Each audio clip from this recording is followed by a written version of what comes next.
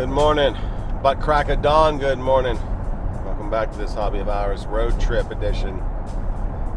Usually when you see me driving around, I'm just driving around town talking watches, but today, going to the Big Apple, New York City. Going to the New York Antique Jewelry and Watch Expo in Manhattan.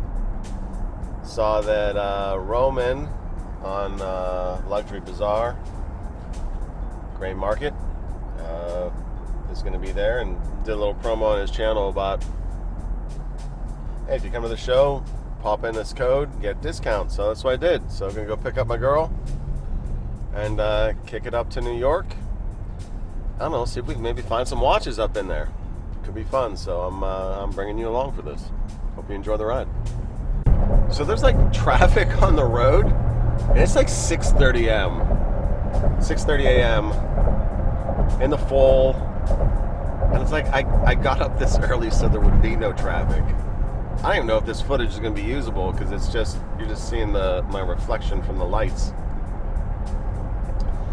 Maybe I'll be jibber-jabbering long enough for the sun to come up. Anyway, what am I wearing? I'm wearing the Porsche design Orfina 7176 OG, the original one from 73. Valjoux 7750. German date wheel, kilometer tachometric scale, the Mario Andretti watch, not the Tom Cruise Maverick watch. Check out that video. That was just an intro video. I need to do a more in-depth video about this watch. Love this watch. Love it. And I figured that's the watch I'm going to wear to this show. I don't know what to expect from this trade show. I guess these events are usually just for dealer-to-dealer transacting. And I think they've only just started allowing the public to come. Maybe it's because they've been increasingly less well-attended. I don't know. I like to get up to New York periodically. There's better watch dealer stores up there that I periodically like to go to. Better selection, so on and so forth. It's a Big Apple, though. Heavy city. I gotta be careful out there. So, yeah, I am looking to hunt down a couple watches today. Certain watches, or not today, I'm gonna go tomorrow on the weekend.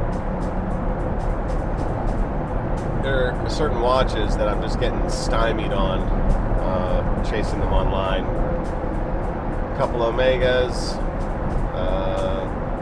a green-colored Porsche design, one that was issued to the Swiss military.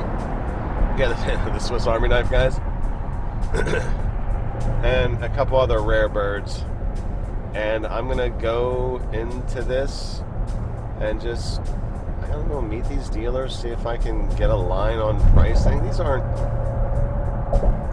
terribly expensive watches I'm after, relatively to the market. I mean, they're going to be having, Richard Mille, grand complication this or that there, probably a bunch of steel sports Rolex models, who knows, but I'm excited. Maybe I'll even say hello to some of the YouTubers out there that I've enjoyed and admired over the years. That'd be cool. New York City, up here for the antique and then they say jewelry, it's a requirement, so we would need to order it. And watch show, and a bunch of people chit-chatting. That's what's up. In here at the show, I don't know if they're going to let me shoot anything, but I'll do my best.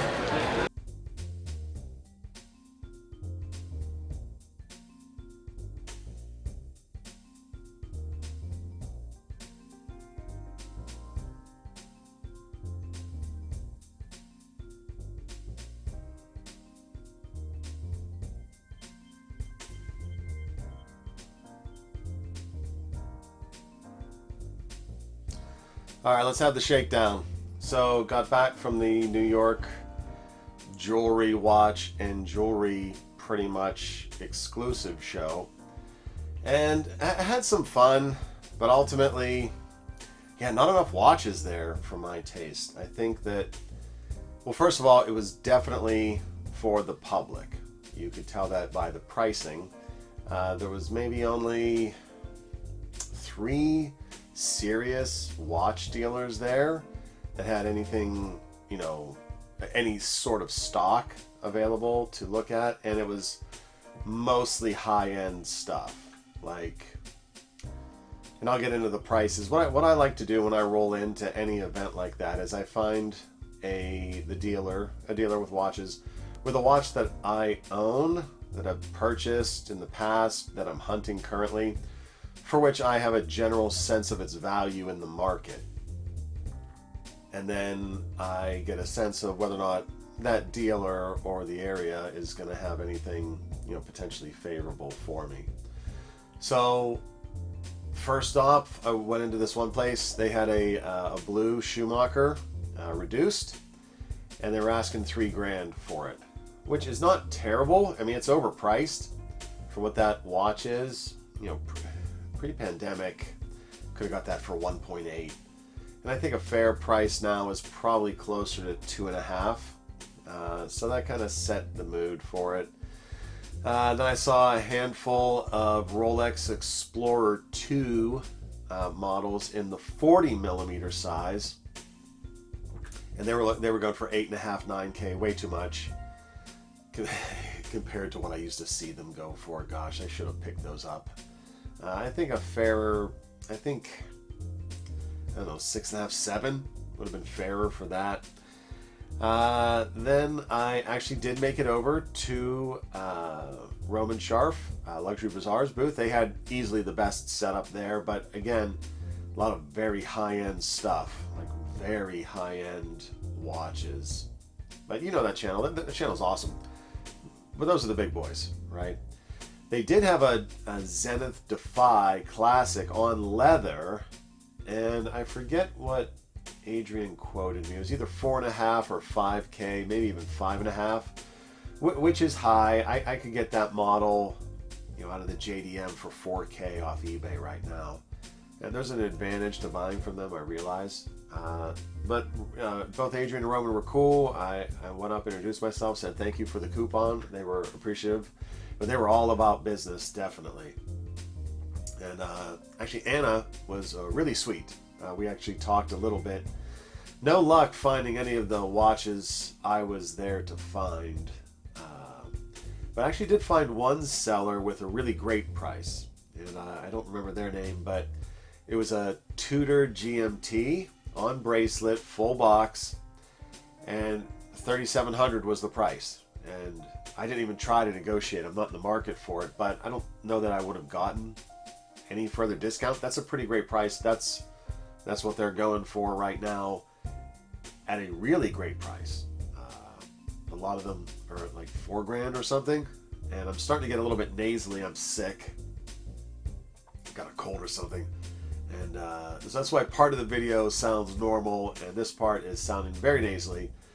But had a good time. Glad I went. I really want to go to those dealer watch shows. That would be an amazing experience, but you got to be a dealer to get in there. I wish they would open those up to the public, but yeah, this was easily 90% jewelry. Glad I went though. Got to see my girl. Had a little bit of fun in New York. Had a great meal, and ended up coming back. So there you have it, and I hope you enjoyed this quick little tour of what I did there. Yes, I did not get to shoot a lot in there. They were a little bit tight with the shooting. Plus, I didn't want to do any filming of Luxury Bazaar because they were all there filming, and I didn't want to interrupt what they were doing. They're doing serious business, and I don't even know if they would have let me, but just as well. I had fun. I got to talk with a couple people about watches and got to see some cool pieces, and so all in all, it's a win. Maybe check out one of these shows if it's local to you. I would not fly to a town to see one though, so that's my advice, and I hope you enjoyed this little trip in this hobby of ours. All right, have a good one.